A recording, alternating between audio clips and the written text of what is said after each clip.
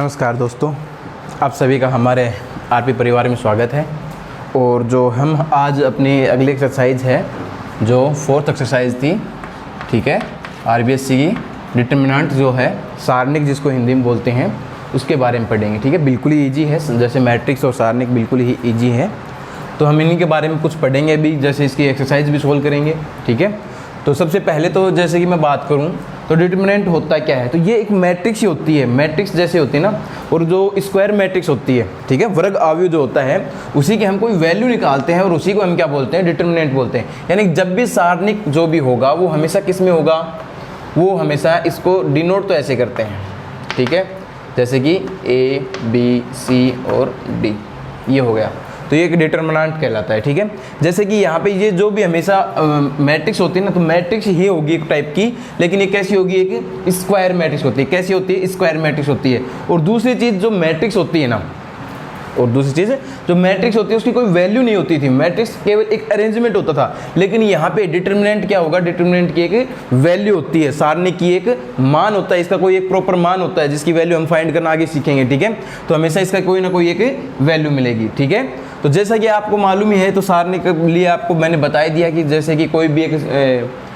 Matrix होती है और जिसकी कोई वैल्यू निकाल लेते हैं तो उसे ही हम सारणिक लिखते हैं। ठीक है, इसको लिखते किस प्रकार से, तो ऐसे मोड में, जैसे कि ए होता है, अगर कोई मैट्रिक्स ए है, वो जो ए बी और सी डी, मान लो ये कोई मैट्रिक्स थी, तो ए का डिटर्मिनेंट यानी कि इसको ऐसे लिखते हैं। ठीक है, जिसकी वैल्यू यहाँ से फाइंड करेंगे क्या आती है वो मैं बताऊंगा कैसे निकालते हैं। ठीक है, ये होती है डिटर्मिनेंट। तो देखो डिटर्मिनेंट में और मैट्रिक्स में अंतर क्या है, पहले तो वो देख लो। ठीक है, जो डिटर्मिनेंट होता है एक मैट्रिक्स, इसको ऐसे भी लिखते हैं डिटर्मिनेंट ए, जैसे कि इसको अगर मैं लिखना चाहूँ तो डिटर्मिनेंट ए है ना, मैट्रिक्स ए। इसमें डिफरेंस क्या होता है, अंतर क्या होता है, तो देखो सबसे पहले इसकी कोई वैल्यू नहीं होती है, इसकी वैल्यू होती है। ठीक है, इसकी हम कोई वैल्यू निकाल नहीं सकते मैट्रिक्स में। ठीक है, जबकि डिटर्मिनेंट में इसकी हम कोई भी वैल्यू फाइंड कर सकते हैं। ये किसी भी ऑर्डर की हो सकती है, एनी ऑर्डर। ठीक है, ये हमेशा क्या होगी कि स्क्वायर ऑर्डर में होती है, जैसे कि 2/2, 3/3, 4/4, इसी प्रकार की होती है। जो भी डिटर्मिनेंट होगी हमेशा किसमें, वर्ग आव्यूह, ठीक है, वर्ग आव्यूह के रूप में ही होती है।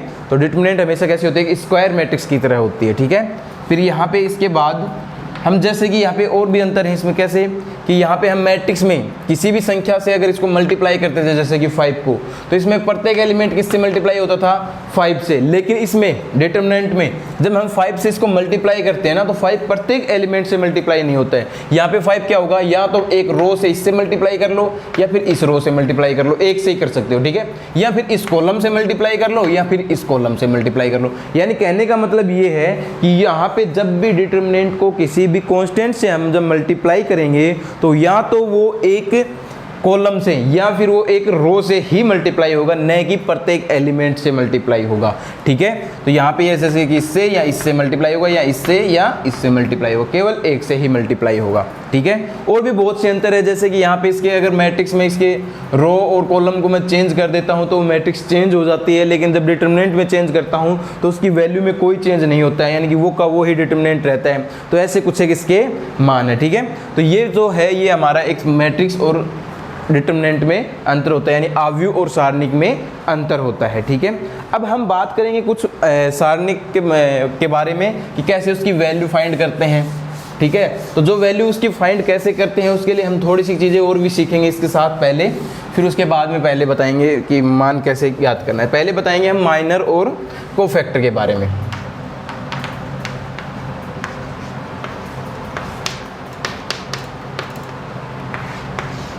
जिसको हम बोलते हैं उपसारणिक, हिंदी में क्या बोलते हैं, उपसारणिक, और इसको क्या कहते हैं, सहखंडज। क्या बोलते हैं, सहखंडज।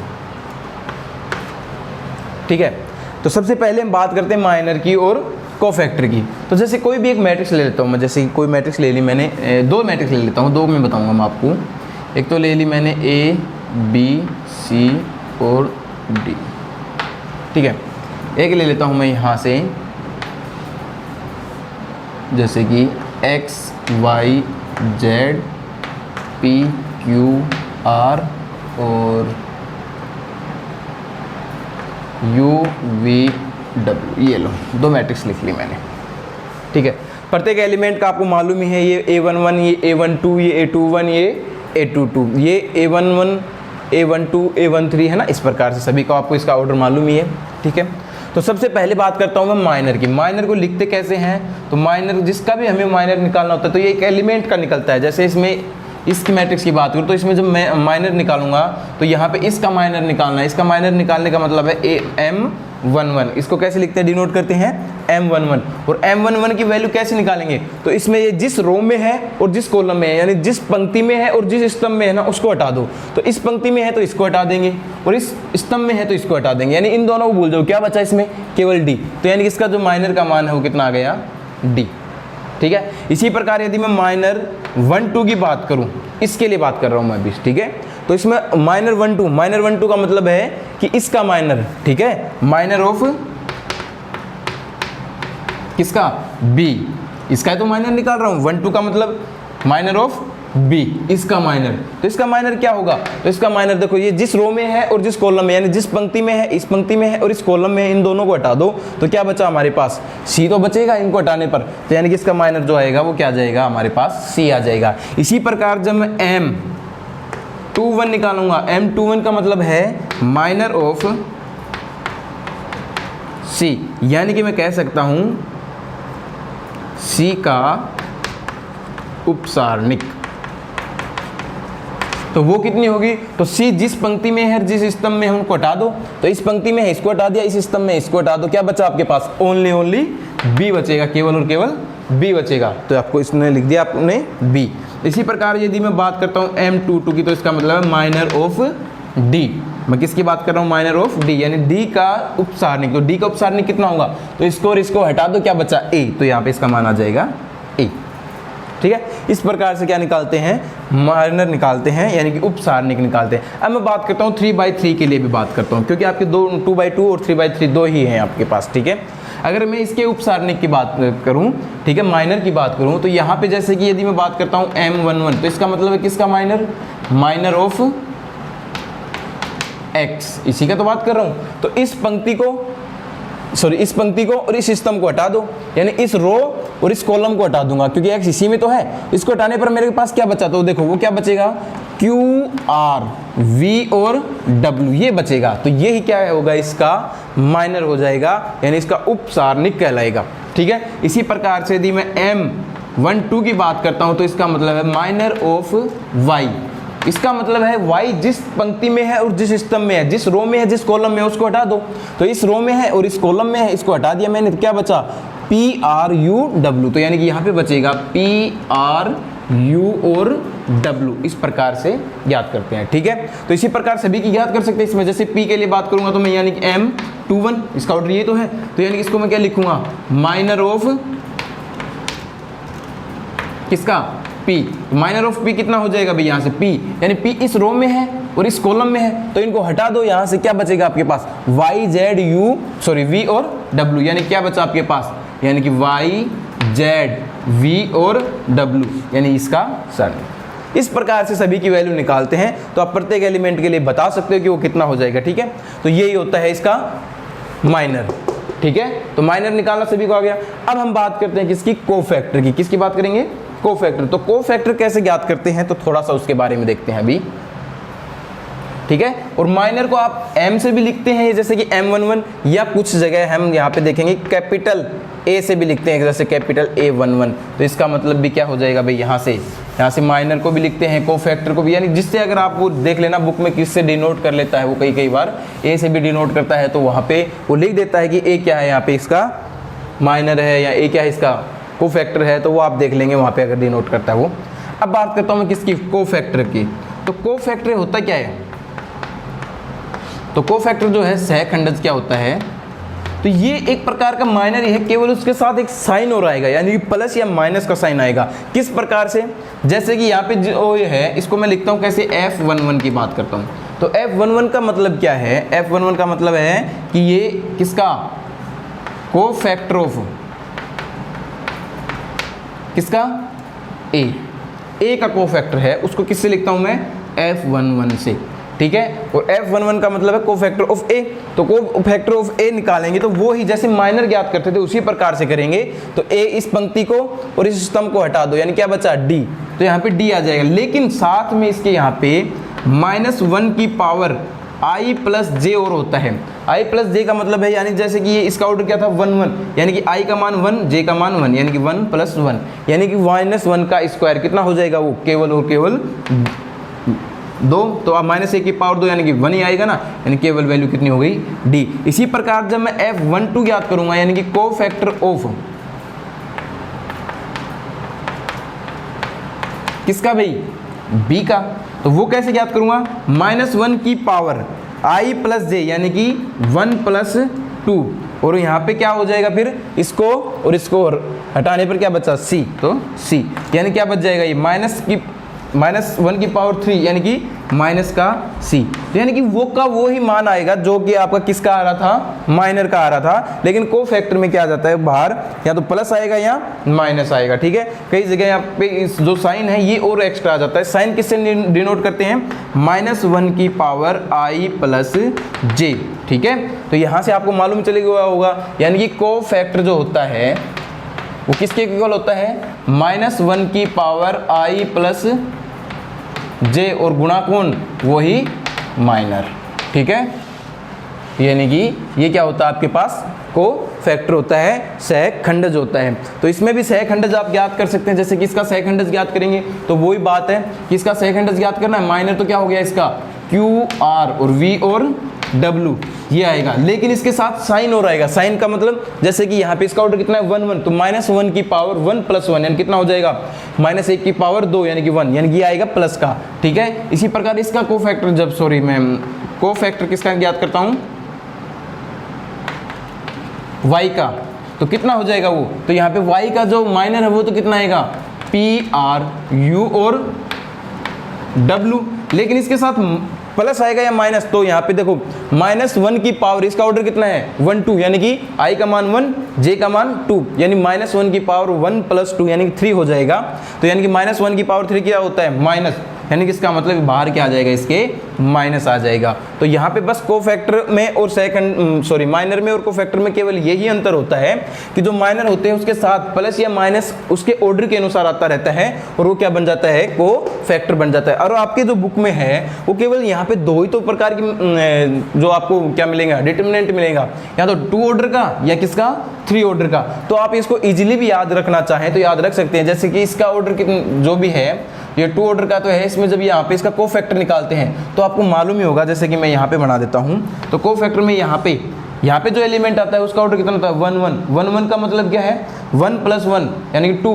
तो 2 का जब मैं पावर करूँगा -1 की तो कैसा आएगा, प्लस, ठीक है। यहाँ पे क्या आता है 1 2 1 2 का मतलब क्या हो गया, 1 + 2 यानी कि 3, माइनस की पावर 3 यानी कितना हो जाएगा वो, माइनस, यानी कि ये 2 1 यानी ये भी 3 यानी कि माइनस, ये प्लस। तो ऐसा भी ध्यान रख सकते हैं, यानी कि आप केवल क्या करो, इनके माइनर फाइंड कर लो।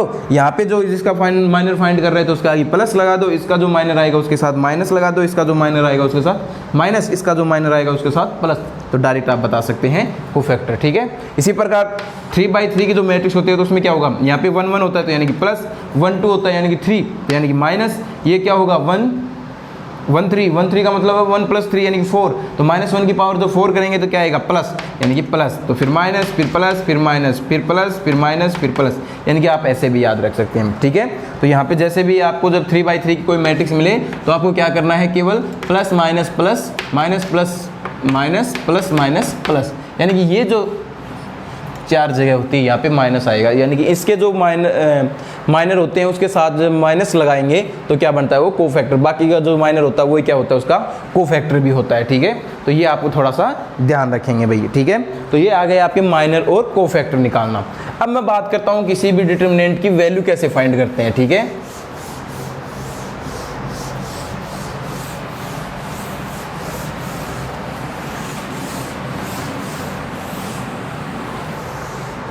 तो आप 3 ही ऑर्डर के डिटर्मिनेंट पढ़ेंगे यहाँ पे, फर्स्ट ऑर्डर, सेकंड ऑर्डर और थर्ड ऑर्डर, यानी 3 क्रम के ही सारणिक की बात करेंगे हम, एक की और 2 के और 3 क्रम के, ठीक है। तो यानी कि जैसे कि मैं बात करता हूँ पहले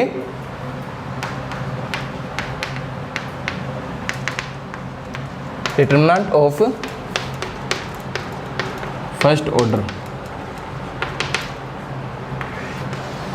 यानी कि जैसे कि आपके पास कोई भी मैट्रिक्स दी गई है ए, यानी कि ए, यही तो है फर्स्ट ऑर्डर। फर्स्ट ऑर्डर का मतलब क्या, 1 बाई 1 क्यों, 1 बाई 1 का यानी कि यही तो मैट्रिक्स आपके पास। अगर मैं इसकी बात करूं, इसका डिटरमिनेंट निकालना तो इसको कैसे लिखूंगा, ए का ऐसे मोड लगाते हैं, या फिर इसको कैसे लिख सकता हूं मैं, डिटरमिनेंट ऑफ ए। ये दोनों ही इसका मतलब है कि इसका आपको मान निकालना है। तो इसका मान कैसे निकालेंगे, इस रो और इस कॉलम को हटा देंगे, क्या बचेगा, कुछ नहीं बचेगा। यानी इसका जब भी कोई भी जब इसका मान निकालते हैं तो इसका मान जो होता है ना वो ही मान आ जाता है बाहर। जैसे कि इसकी वैल्यू कितनी है, ए, तो यानी कि इसका डिटरमिनेंट का मान भी कितना हो जाएगा, ए। यानी कि जब ए कोई मैट्रिक्स अगर मैं लिख देता हूँ 5, तो अगर इसका मतलब है यदि मैं ए का मोड पूछ रहा हूँ आपसे, तो उसका मतलब मान कितना हो जाएगा, उसका 5 ही मान आ जाएगा उसका। ठीक है, अब बात करता हूँ मैं डिटरमिनेंट ऑफ सेकंड ऑर्डर। ठीक है, द्वितीय क्रम के सारणिक का मान। ठीक है, द्वितीय क्रम के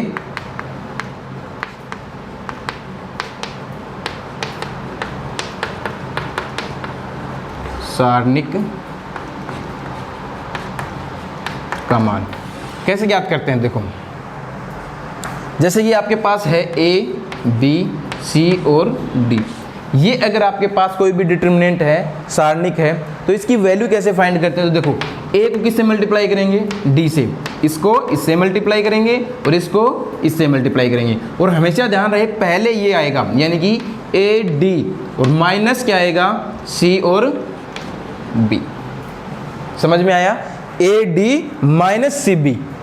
ठीक है, ऐसा मत करना कि C B minus A D, यानी कि वैल्यू उल्टी आ जाएगी, नेगेटिव आ जाएगी आपके पास। ठीक है, जैसे कि यहाँ पे अगर मैं बात करता हूँ 1 2 अगर 3 4 ये हुआ, अगर मान लो कोई सारणिक, और इसकी हमें जब वैल्यू निकालनी है तो यानी कि कैसे आएगा, 1 को किससे मल्टीप्लाई करेंगे, 4 से, यानी कि 4 माइनस क्या हो जाएगा, 3 मल्टीप्लाई बाई 2 यानी कि 6, यानी कितनी वैल्यू आएगी इसकी, माइनस की 2, यानी इसकी वैल्यू कितनी है, -2। अगर आप ऐसा कर दोगे कि यहाँ पे पहले इसको मल्टीप्लाई करोगे कि 6 - 4 तो कितना आएगा 2, यानी ये उल्टा मान आ जाएगा। ये माइनस का 2 वैल्यू थी, लेकिन आपके पास कितना है अब, प्लस का 2 आ गया, यानी गलत है ये मान। ठीक है, आपको हमेशा पहले इसको मल्टीप्लाई करना है, ठीक है, उसके बाद जो है इसको मल्टीप्लाई करेंगे। ऐसे किसका मान निकालते हैं अपन, 2 ऑर्डर का जो भी है सारणिक होता है उसकी वैल्यू फाइंड करते हैं। ठीक है, किस प्रकार से, तो यहाँ से जैसे कि मैंने आपको बताया कि यानी कि जब भी कोई भी 2 ऑर्डर का जब मैट्रिक्स मिलेगा तो उसमें पहले ये दोनों मल्टीप्लाई, फिर इसमें से माइनस इन दोनों का मल्टीप्लाई करके। ठीक है, तो वो होता है इसका मान। आप एक और भी चेक कर ले सकते हैं यहाँ पे, एक्स, वाई और जेड और ए। अगर आपको डिटरमिनेंट निकालना हो, इसका सारणिक का मान ज्ञात करना हो, तो क्या करेंगे, x को a से मल्टीप्लाई, यानी x a minus y into z, y into z, तो ये हो जाएगा इसका मान, ये हो जाएगी इसकी वैल्यू। ठीक है, तो इसको इस प्रकार से ज्ञात करते हैं। तो ये हो गया आपके पास सेकंड ऑर्डर के जो डिटरमिनेंट होते हैं उसकी वैल्यू कैसे फाइंड करते हैं। अब मैं बात करता हूँ किसकी, थर्ड की। ठीक है, जो थर्ड ऑर्डर का जो होता है,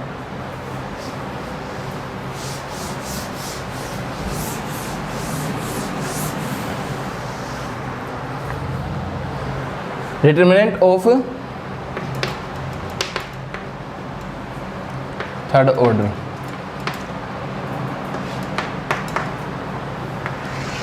तृतीय क्रम के जो सारणिक होते हैं उनका मान कैसे ज्ञात करते हैं। जैसे कि देखो, ये सबसे काम की बस यही चीज़ है। जैसे अगर आपके पास आ गया हो x, Y, Z, P, Q, r, a, b, c, ये कोई सारणिक है जिसकी आपको अगर वैल्यू पूछी जाए तो इसकी वैल्यू कैसे फाइंड करते हैं। ठीक है, इसकी वैल्यू कैसे फाइंड करते हैं, तो देखो यहाँ से मैं आपको बता रहा हूँ। पहले तो आप बेसिकली जो यूज़ करते हैं, मैं पहले तो आपको वो बताता हूँ कि कैसे वैल्यू फाइंड करते हैं इसकी। इसको x लिखा, ऐसे कैसे x। ठीक है, अब x को यहाँ पे रखने पर इसके बाद यहाँ से इन दोनों को जिस रो में और जिस कॉलम में है, जिस रो और जिस कॉलम में उनको हटा दो। यहाँ पे जो वैल्यू बची इस सारणिक का मान निकाल लो, कितना आएगा, QC माइनस BR, यानी कितना हो गया ये QC माइनस BR। समझ में आया, यानी x को लिखा मैंने ऐसे ही, इन दोनों को हटाने पर जो बचा QC माइनस BR, ये तो निकालते हैं 2 ऑर्डर का जो अभी मैंने बताया था, और माइनस y। ठीक है, इसके साथ किसका मल्टीप्लाई, यानी कि ये जिस कॉलम में है जिस रो में उसको हटा दो, यानी कि PC माइनस AR, ये तो बचेगा जो इसका PC minus A R, 2 order का जो बचा सारणिक यानी कि डिटरमिनेंट उसकी वैल्यू। अब ऐसे ही फिर कौन बचा, जेड, तो प्लस जेड, तो जेड के लिए इन दोनों को हटा दो, कितना बचेगा, पी बी माइनस ए क्यू, यानी कि पी बी माइनस ए क्यू। तो ये होता है इसका मान। अब यहाँ पे माइनस आ गया, यहाँ पे प्लस आ गया, ये कैसे आ गया, यानी कि बेसिकली तो आप इसको ऐसे ही निकालते हैं, ठीक है, लेकिन इसका मान कैसे ज्ञात करते हैं, असल में ये कहाँ से आया, ये मान कैसे निकल के आया, ये माइनस क्यों आया, यहाँ पे प्लस क्यों आया, ये वैल्यू ऐसा क्यों किया गया, तो वो सब मैं बताता हूँ आपको।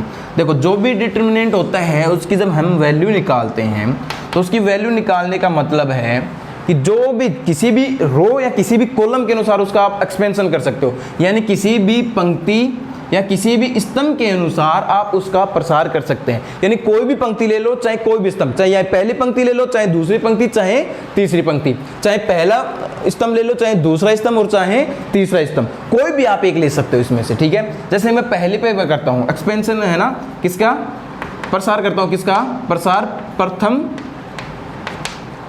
पंक्ति के अनुसार,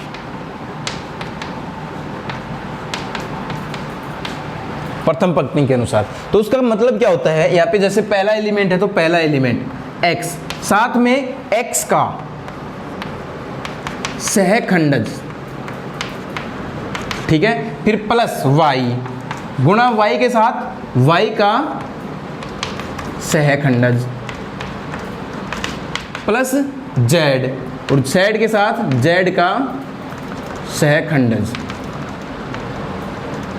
यानी किसी भी पंक्ति को, किसी भी पंक्ति या किसी भी रो, किसी भी पंक्ति या किसी रो को उसके जो एलिमेंट होते हैं ना उनके साथ ही उसी के जब सहखंडज को हम गुणा कर देते हैं तो जो हमारा क्या होता है, डिटरमिनेंट आ जाता है। इंग्लिश में बोले तो x गुणा को फैक्टर ऑफ x, ठीक है, प्लस y मल्टीप्लाई बाई को factor of y plus z multiply by को फैक्टर ऑफ z, इसी के को फैक्टर के साथ इसको मल्टीप्लाई करते हैं तो वो हमारे पास क्या आता है, उसका मान आ जाता है। अब देखो मैंने यहाँ पे प्लस लिखा है लेकिन यहाँ पे तो माइनस था, तो कैसे आया वो आप देखेंगे, यहाँ से अभी मैं बताता हूँ।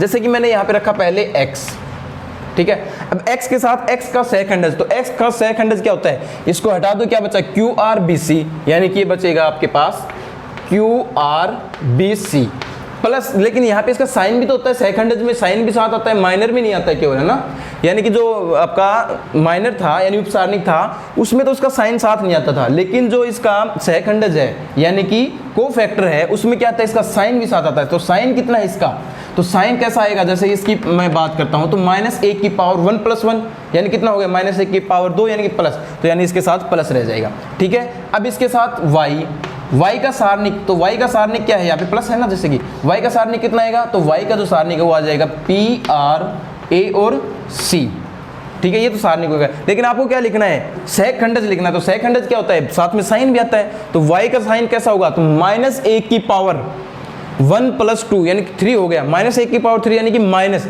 यानी इसके साथ क्या जाता है, माइनस आता है इसका सहखंडज में, तो माइनस इसके कारण इसका माइनस बाहर आ गया आपके पास, ठीक है। इसी प्रकार से प्लस z, और z का सहखंडज क्या होगा, तो z का सहखंडज होता है वो होता है PQAB, क्योंकि ये तो प्लस का होता है तो ये प्लस, तो यानी ये क्या हो जाता है, इसका सारणिक का मान हो जाएगा, यानी ये किसके बराबर हो गया, x QC - BR minus y PC - AR plus z कितना हो गया, ये PB - AQ। तो ये वैल्यू और ये वैल्यू सेम यही तो आई है, तो मैंने यहाँ से डायरेक्ट लिखा था कैसे कि x गुणा इसको मल्टीप्लाई कर दिया, -y इंटू इसमें इसको और इसको मल्टीप्लाई कर दिया, यानी कि जिस रो में है जिस पंक्ति में उसको छोड़ के बाकी जो सारणिक बनता है उसकी वैल्यू को मैं रखता गया, ठीक है। इसी प्रकार से इसकी वैल्यू फाइंड कर ली थी, तो ये इसकी वैल्यू होती है। आप इसका द्वितीय सारणी के अनुसार भी प्रसार कर सकते हैं, किसके अनुसार, द्वितीय पंक्ति के अनुसार कर दो। चलो द्वितीय पंक्ति के अनुसार करूँगा तो मैं जैसे कि यहाँ पे पहले P आएगा, ठीक है, P का जो सहखंडज ज्ञात करूंगा मैं, P का सहखंडज, तो P का सहखंडज क्या होता है, इनको हटा दो, यानी y गुणा C, तो y गुणा C और माइनस कितना हो जाएगा यहाँ से, जब मैं बात करूंगा तो P के लिए बात कर रहा हूँ तो इनको मैं हटा चुका हूँ, तो यानी कि क्या बचा मेरे पास, B गुणा Z बचेगा, यानी B गुणा Z, समझ में आया होगा।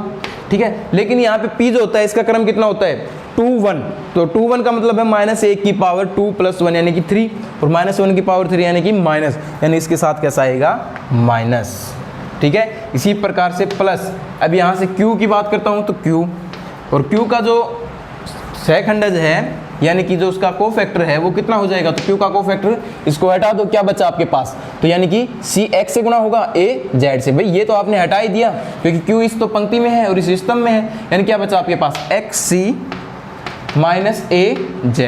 ये कैसा होता है इसके q, तो इसका क्रम कितना है 2 2, यानी -1 की पावर 2 + 2 यानी कि -1 की पावर 4 यानी प्लस होगा, तो यानी कि ये प्लस रह गया, प्लस कितना r, तो r गुणा में कौन हो जाएगा r के साथ ये, यानी कि इसको हटा दो, क्या बचा आपके पास, यानी इसको पंक्ति को इस स्तंभ को हटाया, यानी इस रो को इस कॉलम को हटाया मैंने, तो बचा xb, तो xb - a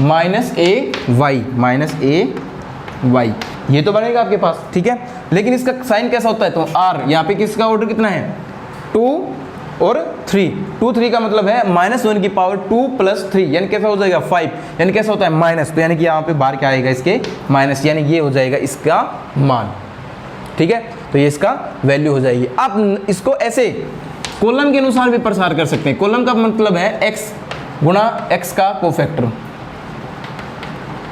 ऑफ x, फिर प्लस p, प्रथम कॉलम फर्स्ट कॉलम के अनुसार कर रहा हूँ, p इंटू कोफैक्टर ऑफ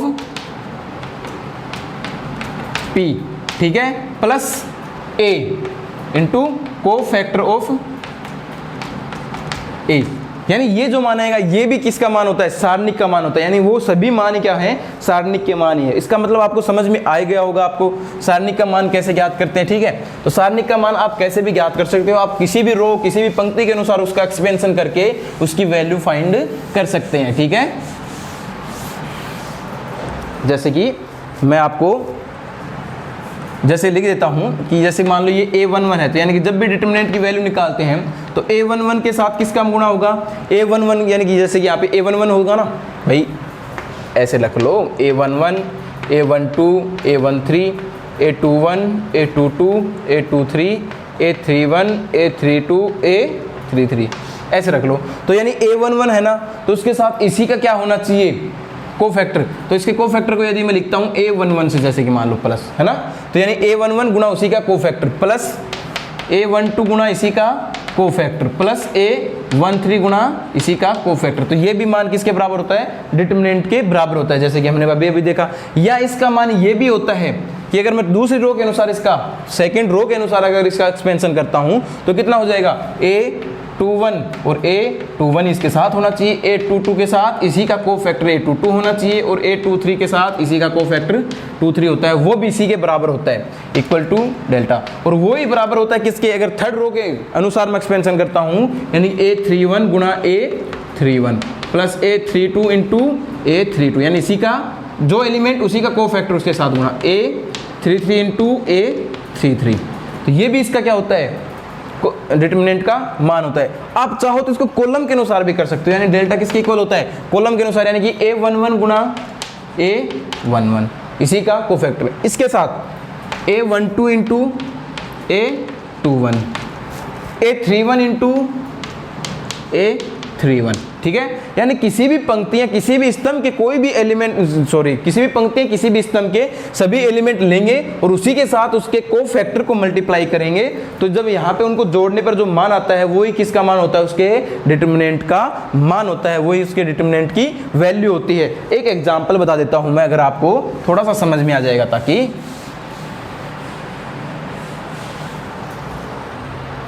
देखो जैसे अगर मैं कोई वैल्यू लेता हूं a21,